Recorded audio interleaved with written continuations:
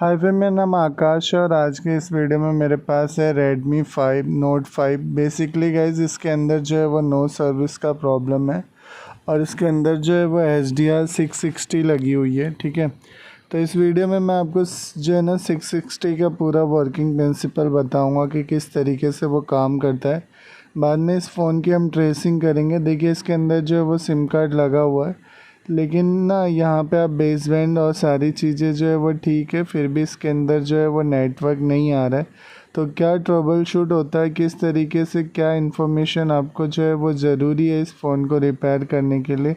अगर आप ये वीडियो पूरी देखते हो तो आप काफ़ी कुछ समझ पाओगे वो किस तरीके से काम करता है, क्योंकि अभी हमें इस फ़ोन की नेटवर्क प्रॉब्लम को सॉल्व करना है, तो उसके लिए कुछ इन्फॉर्मेशन ज़रूरी है। इस वीडियो को आप एंड तक देखना। सारे पॉइंट ऑफ व्यू मैं आपको बताऊंगा कि किस तरीके से आपको जो है वो HDR वर्किंग करता है, कौन से वोल्टेज जो है वो इम्पोर्टेंट है, कैसे आपके फ़ोन में 4G 3G 2G पे बॉन्ड स्विचिंग होती है, वो सारे इन्फॉर्मेशन, या फिर सिम इनसेट सिम की प्रॉब्लम कैसे आ जाती है, नो सर्विस जो है वो कैसे प्रॉब्लम आती है, HDR से कौन कौन से कॉमन प्रॉब्लम है जिसके भी यहाँ पे आप जो है वो समझ पाएंगे। तो कंसिडर कीजिए कि ये जो है मेरे पास एक HDR है। ठीक है, पहले तो हम ड्रॉ करके कुछ इन्फॉर्मेशन मैं आपको दे देता हूँ, उसके बाद जो है ना हम बोर्नियो में चलेंगे, सैमेटिक में, और बाद में फ़ोन पे प्रैक्टिकल करेंगे। तो यहाँ पे ये कंसिडर कीजिए कि आप HDR है, तो देखिए HDR के लिए जो है ना वो बेसिकली 5 तरीके की वोल्टेज की रिक्वायरमेंट होती है। तो यहाँ पे मैं 5 पॉइंट्स बना देता हूँ। देखिए ये जो है वो 5 वोल्टेज है। अब ये वोल्टेज जो होता है वो क्या होगा, एक होगा 1 वोल्ट, दूसरा भी 1 वोल्ट होगा, तीसरा आपका 1.8, चौथा 1.8 और एक 1.2।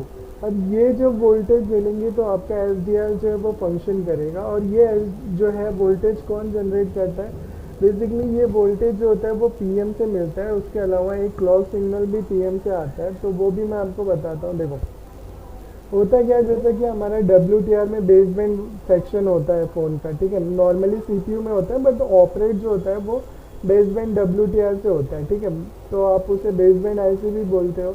HDR में भी सेम उसका अपग्रेडेड वर्जन है। इसमें भी जो होता है ये 1.8 वोल्ट और 1 वोल्ट सेम काम करता है। जैसा कि उसमें आपका कैसा था कि एक 1 वोल्ट का वेरिएशन देखने को मिलता है जब आप नेटवर्क को सर्च करते हो, और वो कभी भी ज़ीरो नहीं होता, मतलब स्टेबल, अगर फ्लैक्चुलेशन देखने को मिल रही है तो वो ज़ीरो तक नहीं आता। नॉर्मली 0.5 0.4 3 तक आएगा, उसके बाद फिर 0.9 तक चला जाएगा, 9.99 समथिंग तक जाता है। ठीक है, तो 0.99 तक जाता है, तो वो 1 वोल्ट के मतलब 0.3 तक आता है, उसके नीचे आपका नहीं जाता। अगर उसके नीचे जा रहा है तो इसका मतलब आपका WTR का प्रॉब्लम होता है, WTR के केसेस में। वैसे सेम जो है ना वो HDR के में भी यही सेम प्रॉब्लम होती है कि अगर HDR में भी अगर 0 वोल्ट, जैसे आपने नेटवर्क को सर्च पे डाला और उसके बाद भी आपका जो है ना 1 वोल्ट में वेरिएशन आ रहा है, लेकिन वो 0 पे स्टेबल नहीं हो रहा है, तो आप ये नहीं बोल सकते कि HDR जो है वो ख़राब है।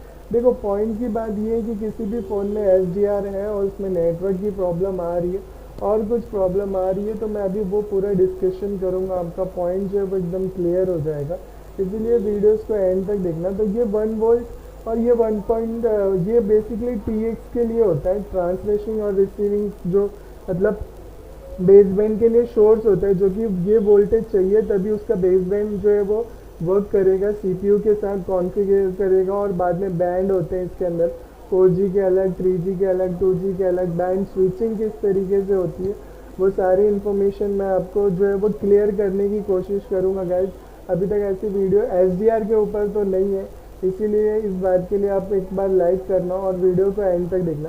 तो देखो ये जो वोल्टेज जनरेट करने का काम करता है वो PM करता है। ठीक है, अब PM से ये सारे वोल्टेज जनरेट होते हैं, जितने भी वोल्टेज हैं ये PM से। अगर इनकेस PM के साइड में कोई प्रॉब्लम हुआ तो भी ये वोल्टेज में वेरिएशन देखने को मिलेगा। WTR के साइड में कोई वोल्टेज प्रॉब्लम हुई तो भी वेरिएशन देखने को मिलता है। ठीक है, लेकिन नॉर्मली PM के साइड में अगर कोई प्रॉब्लम होती है तो फ़ोन ही जो है वो बंद हो जाता है ना। ऐसा देखा गया है कि अगर PM ख़राब होगा तो फ़ोन में ज़्यादा प्रॉब्लम, लेकिन HDR ख़राब होगा तो फ़ोन में प्रॉब्लम नहीं आएगी, नो सर्विस आती है। ठीक है, यही रीज़न है कि HDR 660 जो है वो बहुत ख़राब होता है, और नॉर्मली लोग आँख बंद करके भी चेंज करके प्रॉब्लम को सॉल्व कर लेते हैं, लेकिन उसके पीछे का रीज़न क्या है वो लोगों को समझ में नहीं आता। तो वो रीज़न और वोल्टेज की आइडेंटिफिकेशन कैसे स्कीमेटिक में करते हैं अभी हम देखेंगे।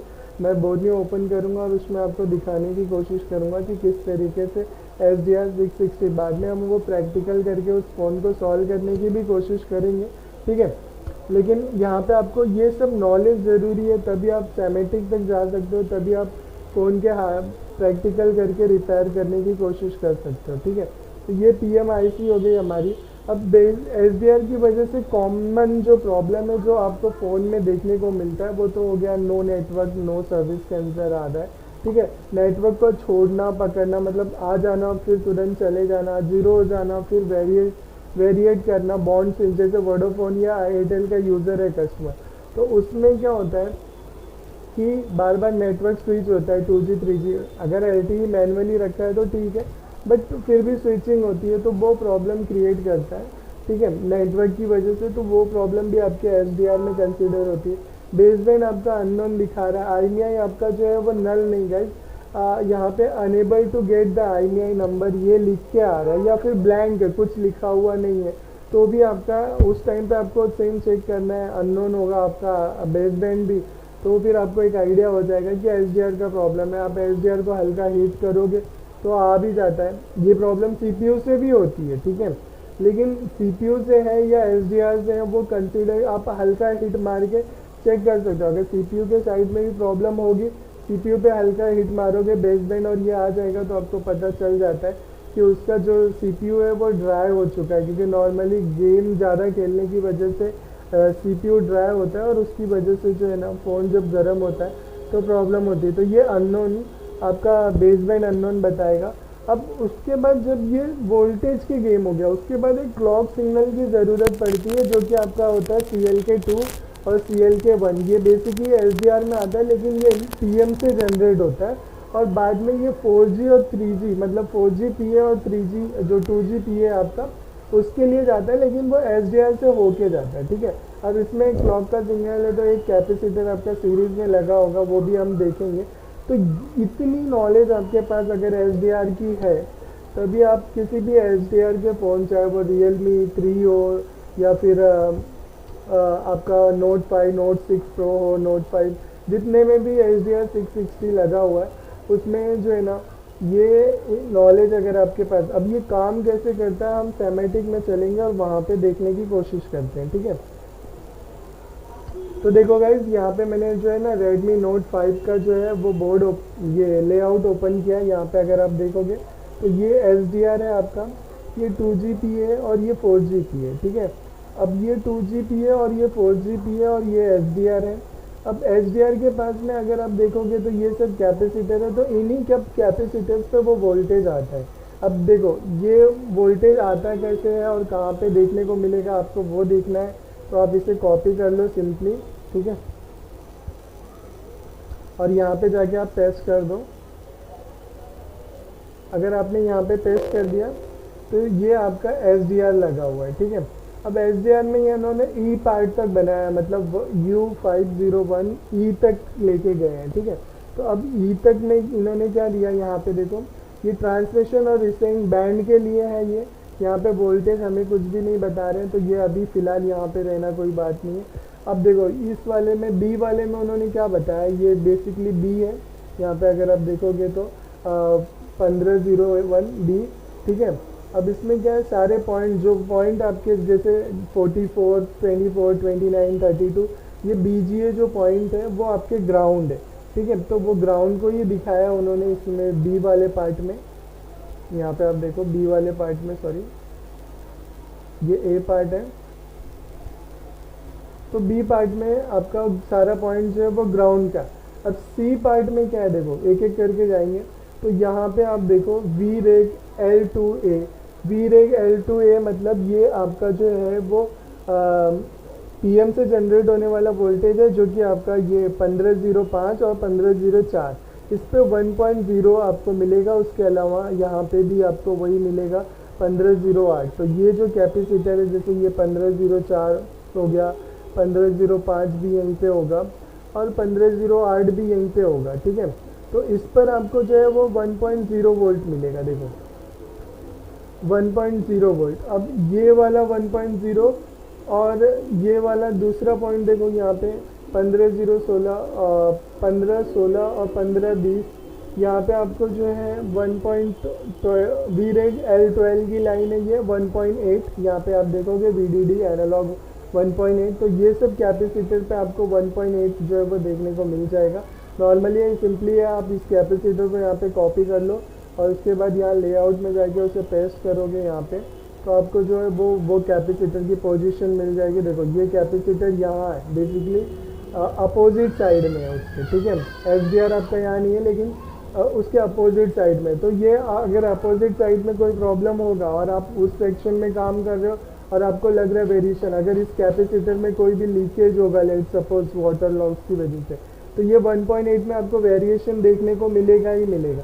और अगर वो 1.8 का वेरिएशन देखने को मिलेगा तो जाहिर सी बात है नेटवर्क नहीं आएगा फ़ोन के अंदर। आप कितने भी SDR लगा लो, कितना भी कुछ कर लो, लेकिन फ़ोन को ये आइडेंटिफाई करना पड़ता है GR वैल्यू के थ्रू कि हाँ प्रॉब्लम है या नहीं। अगर आप BGA की GR वैल्यू नोट करते हो तो वेल बहुत अच्छी बात है, नहीं तो नॉर्मली आप चेकिंग की भी GR वैल्यू किसी एक्टिव फ़ोन में लिख के रख देते हो तो उसके बिहाफ पे आपको जो है वो आसानी होगी और समझ में आएगा कि किस तरीके से जो है वो काम करता है, ठीक है।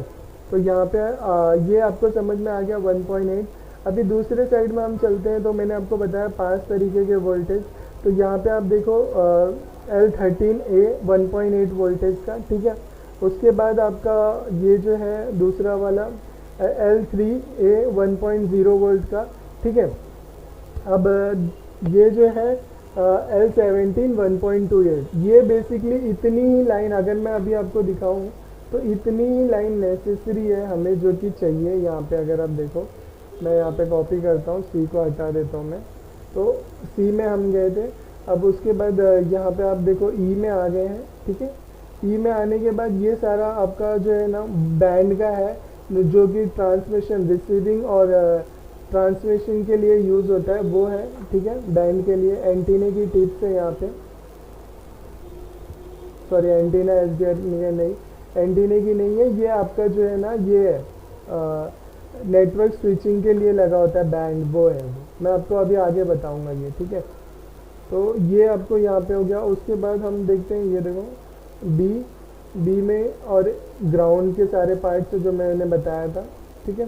तो ग्राउंड के सारे पार्ट, तो ये 5 वोल्टेज जो है वो नेसेसरी है जो कि हमें C में बताया गया है, ये 1501 C में।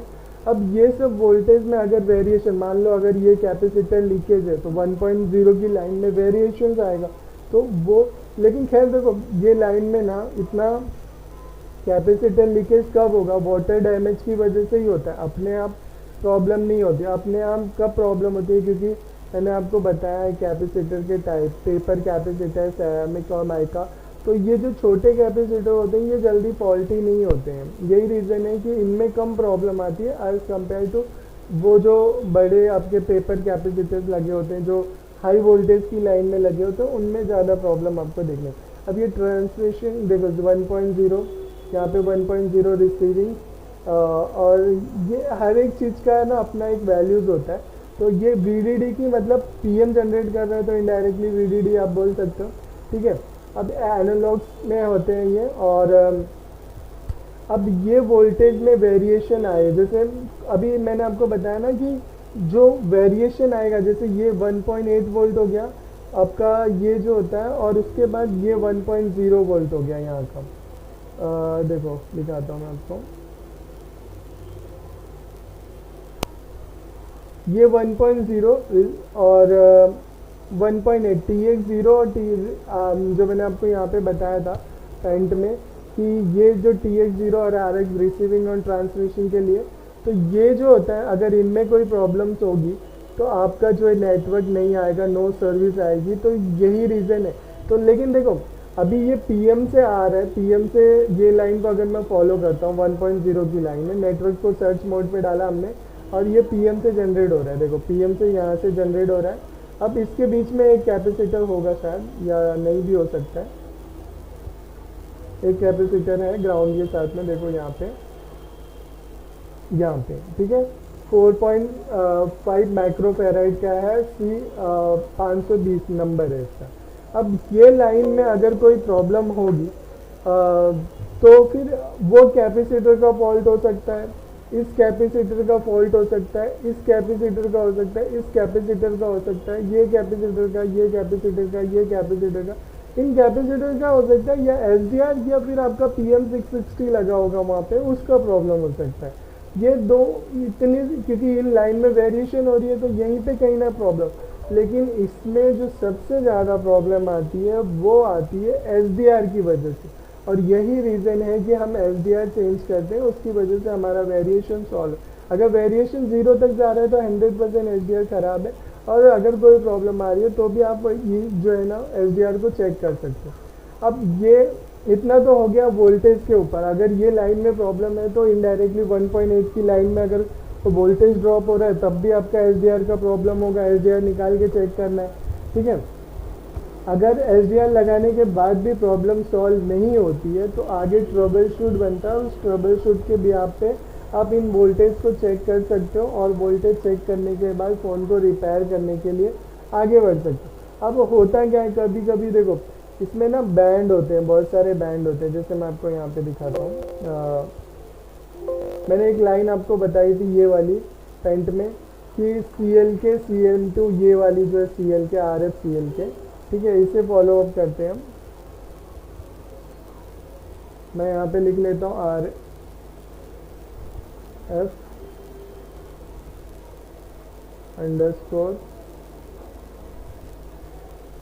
CLK, ठीक है। अब ये हमने सर्च किया तो देखो ये आपका वो एक्सॉन इन की लाइन है, ठीक है। ये इसमें आपका एक कैपेसिटर, ये नॉट कनेक्टेड होता है, और एक रजिस्टर यहाँ पे और लिखा हुआ है, तो या तो कैपेसिटर होगा या रजिस्टर होगा। नॉर्मली रजिस्टर होता है, कैपेसिटर भी होता है, ठीक है। तो ये आपका CLK2 का लाइन हो गया। अब ये देखो कहाँ पे जाता है, ये PM में तो इन वोल्टेज के बाद आपको जो है ना ये क्लॉक का सिग्नल जो है वो मिलना चाहिए, RF CLK1 और RF CLK2। अगर ये CLK में कोई प्रॉब्लम होगा जो कि PM बनाता है आपका, ये देखो यहाँ पे U501, ठीक है। अब U501 हमारा कौन सा PM है वो भी देख लेते हैं हम।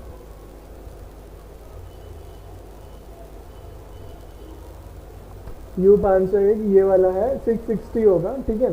तो ये आपका जो है ना ये जो आपका ये लगा होता है क्रिस्टल, उसके बाद ट्रांसमिशन इन करने का काम जो होता है फ्रीक्वेंसी को हाई करके, वो बेसिकली ये जो लाइन होती है उनके थ्रू आपका जो है ना WTR तक अनेबल, मतलब ये जो सेक्शन होता है उसके लिए ज़रूरी। अगर ये चीज़ें नहीं होगी तो इनडायरेक्टली इसके अंदर नेटवर्क की प्रॉब्लम्स आएगी, और आप कितना भी SDR लगाते रहो प्रॉब्लम जो है वो सॉल्व होने वाली नहीं है, ठीक है। तो इस तरीके से आपको यहाँ पे ट्रबल शूट करना पड़ता है। अभी हम चलते हैं सैमेटिक में फिर से, और बाकी की जो लाइन है जैसे उनके ऊपर भी ध्यान देते हैं।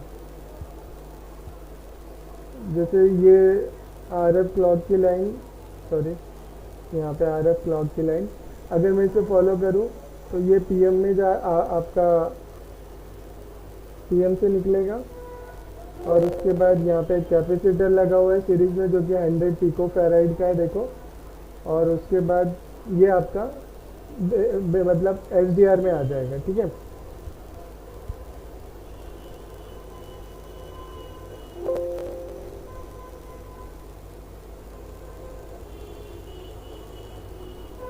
ऐसे नहीं मिल रहा है तो ठीक है, कोई दिक्कत नहीं है, मैं यहाँ से सर्च कर लेता हूँ।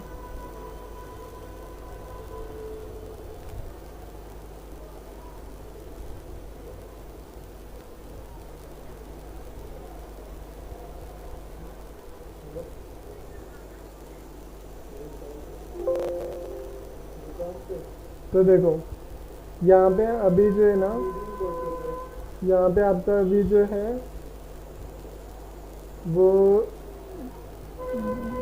DRX-B और ये सब बैंड की लाइन है गाइस।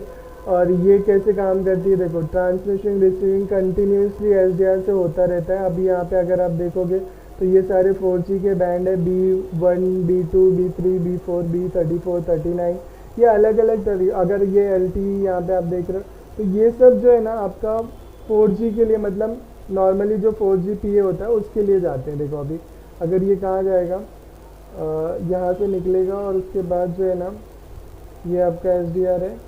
उसके बाद देखो ये इंटर कर रहा है आपका यहाँ पे SKY 776045 की जो IC लगी हुई है आपकी 4GPA होगी। देखो इसका नंबर क्या है, यहाँ पे सारे जो है बैंड के लिए काम करते हैं। अब यहाँ पे अगर आप देखोगे तो ये सब आपको जो U0 ये अलग अलग सेक्रेट बैंड के लिए लगा होता है। और बैंड स्विचिंग में जैसे अगर 2G से 3G में कोई स्विचिंग ऑटोमेटिक नहीं हो रही है तो उसमें बैंड IC का काम होता है। तो ये जो ICयाँ लगी हुई है छोटी छोटी बैंड, इनमें प्रॉब्लम्स आती हैं, उसकी वजह से होता है। ठीक है, तो इस तरीके से ये बैंड फिल्टर्स जो है वो काम करते हैं। और 4G का जो आपका यहाँ पे देखो सब बैंड लगा हुआ है, ये U18505। तो यहाँ पे अगर आप देखोगे तो यहीं पे होगा 17 010 18 0, ये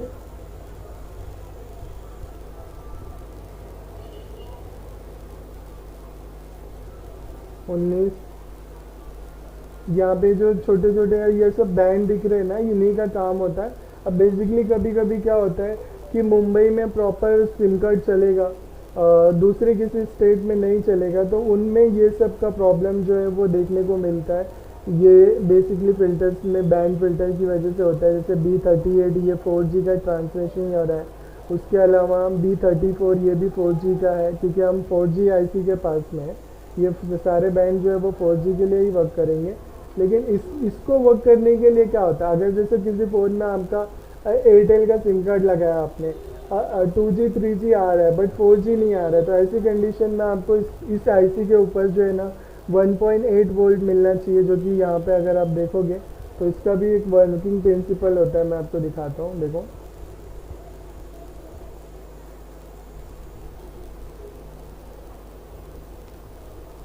इसको मैंने कॉपी किया, यहाँ पे मैं पेस्ट करता हूँ उसके नंबर को, तो ये नंबर आ गया उसका। ठीक है, अब इसकी पार्ट होंगे कोई कि एक ही पार्ट है। ठीक है, तो यहाँ पे अभी वोल्टेज होगा इसका। जैसे ये सब बैंड देखो LT, अगर आपको ये नहीं पता कि बैंड कैसे काम करता है तो आप GSM एरिना पे जाके चेक कर सकते हो कि फ़ोन के अंदर कितने बैंड होते हैं। उसके बाद वोल्टेज के लिए कौन कौन सा वोल्टेज इसको रिक्वायरमेंट होता है, तो इस पर 1.8 का एक जो है PM से आने वाला वोल्टेज होता है। और उसके APT भी इससे कनेक्ट होती है। देखो APT का सेक्शन Redmi 9 पावर में अलग है। अगर आप लोग एक्सप्लेन करने बोलोगे तो मैं इन फ्यूचर वीडियोस बना के आपको एक्सप्लेन करूँगा। ठीक है, और डाटा क्लॉक ये देखो यहाँ पे VREG L13A 1.8, यही आपका वोल्टेज जो है 1.8 13A PM में भी जाता है, यहाँ पे भी आता है और 2G RF पे भी जाता है। देखो अगर इसको फॉलो मैं करूँगा तो कितने सेक्शंस में जा रहा है यहाँ पे आप सारे सेक्शन को देख सकते हो। ठीक है, तो ये हो गया अभी इस तरीके से। तो अभी जो है हम एक बार फिर से जो है ना ये 2G के लिए देख लेते हैं, इसमें एंटीना होता है वो किस तरीके से काम करता है। तो देखो इसको मैं यहाँ पे कॉपी करता हूँ, यहाँ पे मैंने पेस्ट किया। तो देखो अब इसके पास में हमें जो मिलेगा वो सारा बैंड होगा, वो आपका जो है ना 3G से रिलेटेड बैंड होगा या 1803 हाँ 2G से रिलेटेड बैंड होगा। इसके अंदर देखो सारे ग्राउंड होते हैं, ये एंटीना टिप से आपका 22 नंबर का पिन नॉट कनेक्टेड है, ये सब ग्राउंड है एक साइड का। यहाँ पे आपका VBAT आएगा और वो नॉर्मली VBAT या VPH आता है। ठीक है, यहाँ पे उसके बाद VCC ये 1.8 का होगा शायद, ये देखो VPH पावर है, VCC कोई नहीं, VPH पावर APT और ये भी VPH है आपका। उसके बाद जो है ना SDA ये जो डाटा की लाइन है, CLK की लाइन है, स्विचिंग आउट, और लोअर बैंड हायर बैंड ये आपका है। ठीक है, लोअर बैंड हायर बैंड की लाइन है और ये सब ट्रांसमिशन के लिए यूज़ होता है। इन्हीं से आपका बैंड जो है ये 38 41 B4 B1 ये सब आपका 3G के बैंड होंगे। ठीक है, उनकी ट्रांसमिशन की लाइन है गाइज। और यहाँ पे आपका जो है ना एंटीना के लिए ऊपर देखो, एंटीना में आपका ये कॉइल लगी हुई है, फिर कैपेसिटर पैरेलल में लगा हुआ आउट कभी कभी ये फॉल्टी होने से भी प्रॉब्लम आती है। ये एक छोटी सी आईसी होती है, ठीक है। ये अगर प्रॉब्लम में होगी तो आपका इनडायरेक्टली स्विचिंग नहीं होगा एंटीने का, तो प्रॉब्लम होगा। उसके बाद यहाँ पे एंटीना स्विच लगा हुआ है ग्राउंड के साथ में, और ये आपका एंटीना टिप की ओर जाएगा। यहाँ पे देखो एंटीना, ये 1.8 का एक वोल्टेज आता है इसके ऊपर स्विचिंग के लिए, और 100 किलो ओम का एक रजिस्टर लगा हुआ है, ठीक है। डिवाइडेंट होता है एंटीने के लिए, और ये 1.8 आपका पीएम से आना ज़रूरी है। अगर ये नहीं आएगा, L13A की वही वाली लाइन होती है जो नॉर्मली सारे सेक्शंस में जाती है, तो इनडायरेक्टली अगर इस लाइन में कोई शॉर्टिंग है तो आपका फ़ोन डेड हो जाता है, ठीक है। अब यहाँ पे एक आपका RF के लिए बैंड फिल्टर्स लगा हुआ है। इसमें भी बहुत सारे वोल्टेज होते हैं, DPT के स्विचिंग, और बाद में ये एंटीना ग्राउंड के लिए हो जाता है। एक्चुअल में ग्राउंड यहीं पे कहीं पे एंटीना टिप्स बन जाती है, ठीक है। जैसे यहाँ पे स्विच के पास में, ये देखो यहाँ पे, तो वो आपका स्विच बन जाता है। लेकिन ये सारे कंपोनेंट जितने भी आपको स्क्रीन पे नज़र आ रहे हैं, अगर ये कैपेसिटर हो, कॉइल हो, कुछ भी हो, अगर इनमें कोई प्रॉब्लम होगा तो इनडायरेक्टली वो काम नहीं करेगा और फिर नेटवर्क नहीं आएगा। तो इसीलिए नेटवर्क सेक्शन जो होता है बहुत सेंसिटिव होता है, वहाँ पे आपका सारा पॉइंट जो है वो आना ज़रूरी है। अब आगे चलते, देखो SDR के ऊपर सारी चीज़ें मैंने बता दी, तो अब हम वीडियो में जो है वो SDR चेंज करके देखेंगे। तो देखिए गाइस, यहाँ पे जो है ना ये फ़ोन है, और इसके अंदर यहाँ पे आप देखोगे तो नो सर्विस लगा हुआ है। मैं आपको दिखाता हूँ, देखिए नो सर्विस जो है वो आ रहा है, ठीक है। अब यहाँ पे मैंने आपको पूरा एक्सप्लेनेशन दिया है कि किस तरीके से जो है ना आप SDR के बारे में समझ सकते हो, कौन कौन सा वोल्टेज होता है विथ सेमेटिक्स विथ जनरल इन्फॉर्मेशन, जो है वो सारे चीज़ें मैंने इस वीडियो में बताई है। तो अब उसी को यूज़ करके हम इस फ़ोन को रिपेयर करेंगे। यहाँ पे बेस बैंड है, IMEI नंबर है। इसका मतलब क्या है गाइस, मैंने आपको बताया है कि अगर IMEI नंबर और बेस बैंड है तो फिर ये प्रॉब्लम हो सकती है कि नेटवर्क जो है वो फ्लैक्चुलेट हो रहा है, मतलब आ रहा है जा रहा है। तो एक बार मैं यहाँ पे क्या करता हूँ, रिज़ल्ट सर्च करता हूँ मैनुअल मोड पे नेटवर्क को। अगर रिज़ल्ट आता है तो इट मीन कि प्रॉब्लम जो होगी, देखिए रिज़ल्ट आता है, रजिस्टर्ड नहीं होता है तो भी SDR की प्रॉब्लम हो सकती है। अगर रिज़ल्ट ही नहीं आ रहा है तो इट मीन कि हो सकता है 1.8 की जो सप्लाई हो वो मिसिंग हो, या फिर वही मैंने जो बताया कि 1.8 या तो PM में मिस प्रॉब्लम होगा, या तो फिर SDR में प्रॉब्लम होगा, या बीच के कंपोनेंट में प्रॉब्लम होगा। लेकिन मैक्सिमम जो केसेस होते हैं वो SDR से ही सॉल्व होते हैं, ठीक है। अब ये केस में आपको क्या करना है, चेक करना है कि 1.8 पे स्टेबल वोल्टेज आ रहा है या नहीं। अगर नहीं आ रहा है तो कहीं ना कहीं जो है वो प्रॉब्लम है। तो इस फ़ोन को अभी हमने खोल लिया है, और यहाँ पे देखकर लग रहा है कि किसी कारीगर के पास से ये वापस आया है, क्योंकि सील्ड कटी हुई है, ठीक है। तो देखते हैं क्या कुछ कर सकते हैं। और पूरा जो है ना, वैसे देखो पूरा फ़ोन में जो मेरे हिसाब से अभी तक ऊपर से जितना मैंने एनालिसिस किया है उसके बिहाफ पे मुझे ये लग रहा है कि SDR का प्रॉब्लम है। लेकिन अभी यहाँ पे देखो नीचे से जो पतरा है ना वो बिठाया गया है, मतलब कट करके फिर बिठाया है। अगर आपको कैमरे में नहीं दिखेगा लेकिन वो फिंगरप्रिंट के नीचे मेरे को दिख रहा है, ठीक है। मैं अभी आपको हटा के दिखाता हूँ सारी चीज़ें। तो ये फटाफट से डिसेंबलिंग कर लेनी है फ़ोन की, और उसके बाद जो है ना देखते हैं कि जिस बंदे ने काम किया है उसने क्या सही जगह पे काम किया है। क्योंकि मेरे हिसाब से नीचे जो है इसका 4G RF है, और वहाँ पे जो है ना पतरे को कट करने का कोई रीज़न नहीं है, क्योंकि अगर SDR पे काम करना होता तो ऊपर जो है वो काम करता। लेकिन वैसा नहीं है। देखो मैं आपको यहाँ दिखा रहा हूँ, ये सील्ड उतारने के बाद देखो यहाँ पे पतरा कटा हुआ दिख रहा है, ठीक है। तो ये पतरा कटा हुआ है, अभी इसका सारा कैमरा और सब निकाल लेंगे। अब ये पतरा नीचे साइड में कटा है, मतलब किसी बंदे ने ना 4G के पास काम करने की कोशिश की है, 4GPA के पास। लेकिन हम क्या करेंगे, अभी तक ट्रबल शूट जितना भी मैंने किया है उसके बिहाफ पे मैंने आपको बताया है कि SDR का प्रॉब्लम है, ठीक है। तो हम सबसे पहला काम क्या करेंगे कि SDR को चेंज करेंगे, और SDR जो है वो दूसरा लगाएंगे, ठीक है।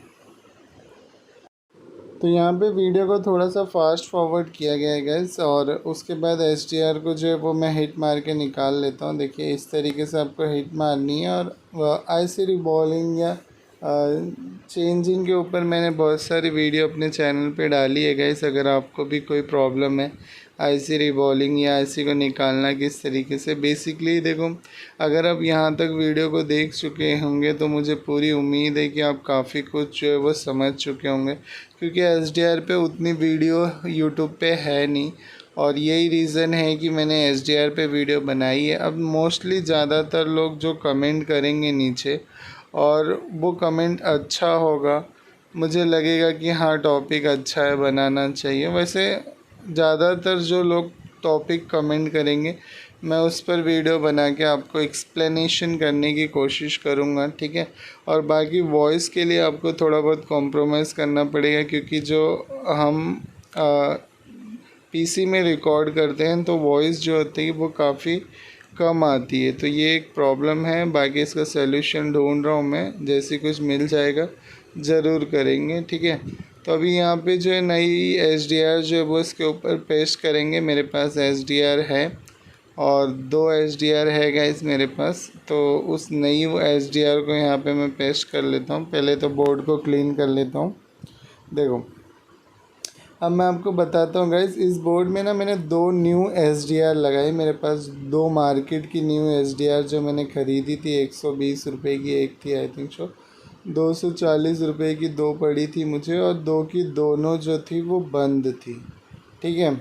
वो एचडीआर जो है वो दोनों बंद थी। बाद में मेरे पास Realme 5 का एक बोर्ड था, उस बोर्ड में भी एचडीआर 660 लगी हुई थी, तो मैंने उस बोर्ड से निकाला और उसके बाद फिर पेस्ट किया। और वो इस क्लिप में आपको देखने को नहीं मिलेगा, लेकिन यहाँ तक मैंने क्लिप जो शूट की थी वो इसी बिहाफ पे की थी कि 1 स्टेप में फ़ोन हो जाएगा। लेकिन बाद में कैमरे को बंद किया गया, और उसके बाद जो है ना, क्योंकि एंगल पे सेट करना पड़ता है ना गाइस, तो काम से भी कॉम्प्रोमाइज़ करना पड़ता है, ठीक है।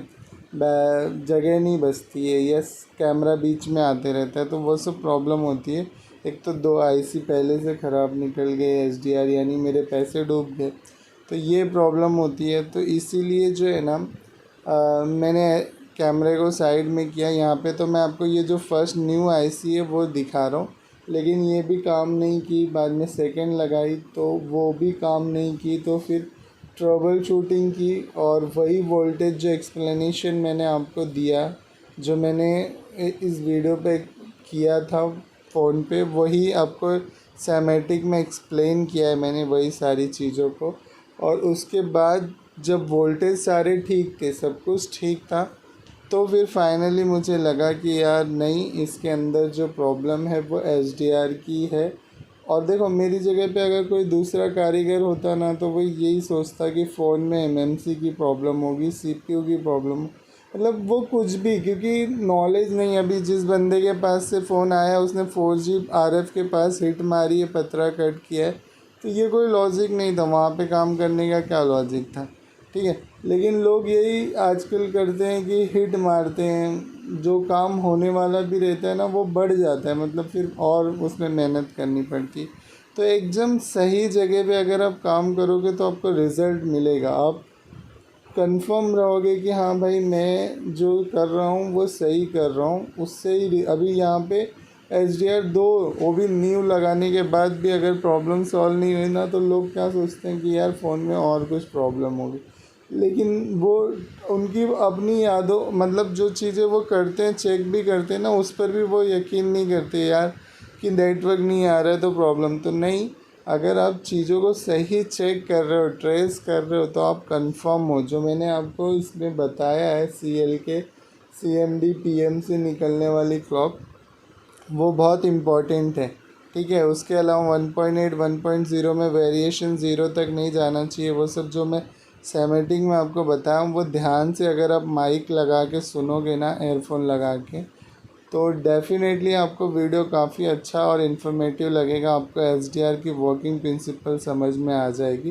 तो यहाँ पे फाइनली ये फ़ोन जो है वो हो चुका था। देखो इसमें 2 एचडीआर लगा हुआ, वो साइड में रखा है, और नेटवर्क जो है वो आ चुका है, ठीक है। तो इस तरीके से हमने स्टेप बाय स्टेप पूरी नॉलेज को निचोड़ के इसमें आपको देने की कोशिश की है गाइज़। वीडियो को ठंडे दिमाग से अगर आप देखोगे और पूरा समझने की कोशिश करोगे, देखो बोरिंग लग सकता है क्योंकि नॉलेजफुल वीडियो हमेशा बोरिंग लगती है, लेकिन आप कोशिश करो कोई और वीडियो चाहिए आपको तो नीचे कमेंट करो, मैं ज़रूर एक्सप्लेन करने की कोशिश करूँगा। ये वीडियो आपको कैसी लगी लाइक करके कमेंट करके ज़रूर बताना, ठीक है। मैं मिलता हूँ आपको अगले किसी नए वीडियो में नए टॉपिक के साथ, तब तक के लिए थैंक यू वेरी मच।